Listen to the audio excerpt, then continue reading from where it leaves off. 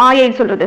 இருதயத்துல அவங்களுடைய நினைவுகள் எல்லாம் பொல்லாப்பா இருக்கும். ஆனா வெளியில மற்றவங்க பார்க்கும்போது மற்றவங்க முன்னாடி எப்படி நடந்துக்கிறாங்க, நல்லவங்களை போல காட்டிக்கொள்வதுதான் மாயைன்னு சொல்லப்படுது இல்லையா? அந்த மாதிரி நான் எதையும் செய்யல. என் இருதயத்துல கூட நான் யாரையும் பொல்லாங்கு நினைச்சதே இல்லை. இருதயம் முழுக்கமே பொல்லாப்பினால நிறைந்து மற்றவர்கள் முன்பதாக நல்லவர்களாக காட்டிக்கொள்பவர்களை தான் மாயக்காரர்கள் என்று சொல்வார்கள். அந்த மாதிரி மாயக்காரனா நான் இல்ல. அப்படி இருந்தேனோ, அவன் எல்லாத்துலயுமே இருந்தேனோ அப்படின்ற மாதிரி தான் சொல்லப்பட்டிருக்கு. அப்படின்னா அவன் அப்படியெல்லாம் வாழலைன்னு அர்த்தம் இல்லையா? அவன் தேவனுக்கு பயந்து பொல்லாப்புக்கு விலகுகிறவனாய் இருந்தான். கபடு செய்ய என் கால்கள் தீவிரித்ததோ, என் கால் கபடு செய்ய தீவிரித்ததோ. ஒரு நாளும் மற்றவங்களுக்கு கபடு செய்ய நான் ஓடுனது கிடையாது. கபடு செய்யறதுனா தீங்கு செய்யறது, மற்றவங்களை ஏமாத்தணும், சூழ்ச்சி செய்யணும், வஞ்சகமா அவங்க கிட்ட இருக்கிற பொருட்களை திருடிக்கணும், அவங்க கிட்ட இருக்கிற சொத்தெல்லாம் பறிக்கணும் அப்படின்னு சொல்லி நான் ஒரு நாளும் கபடு செய்ய தீவிரித்தது கிடையாது. யாரு செய்வான் அந்த வேலையை? சாத்தான் தான் செய்வான்.